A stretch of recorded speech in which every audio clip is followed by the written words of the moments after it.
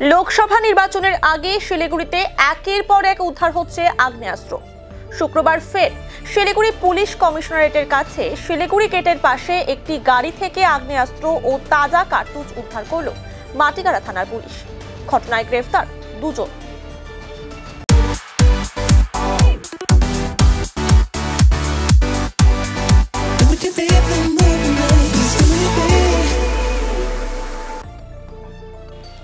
ধৃতদের নাম তফাজুল হোসেন এবং রাকেশ আলী।